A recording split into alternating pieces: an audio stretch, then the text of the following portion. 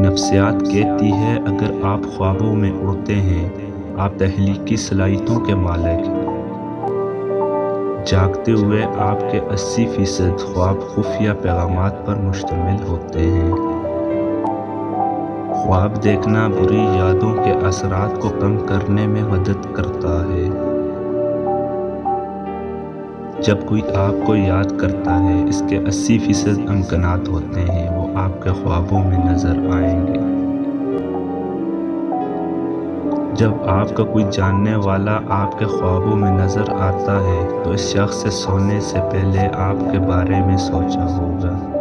مسلسل نیند میں کسی کے بارے میں خواب دیکھنا اس بات کی نشاندہی کر سکتا ہے کہ وہ در حقیقت آپ کو یاد کر رہا ہے۔ روشن خواب زیادہ خیالی اور صوفیانہ تجربہ کرنے کی طرف مائل ہوتے ہیں۔ نفسیات کے مطابق رات کو نیند نہ آنے کا مطلب ہے آپ کسی کے خوابوں میں جاگ رہے ہیں۔ آپ خواب دیکھتے ہوئے پڑھ نہیں سکتے یا وقت بتا نہیں سکتے۔ سونے سے پہلے آپ کا 90% دماغ ان چیزوں کا تصور کرنا شروع کر دیتا ہے جو آپ کرنا چاہتے ہیں۔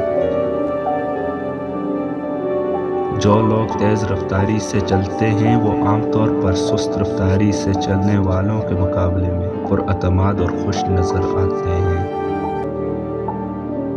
آپ جس شخص سے پیار کرتے ہیں اس کے پاس سونا صرف ڈپریشن کو کم کرتا ہے بلکہ یہ آپ کے طویل عرصے تک زندہ رہنے میں مدد دیتا ہے۔ رات کو زیادہ سوچنے سے صلاحیت 85% تک کم ہو جاتی ہے۔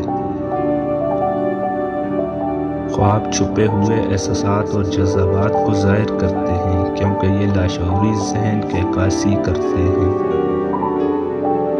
سائنسدانوں نے دریافت کیا ہے کہ اچھی نیند سے آرام کرنے والوں کے چہرے نیند سے محروم لوگوں سے زیادہ پرکشش اور پراعتماد نظر آتے ہیں۔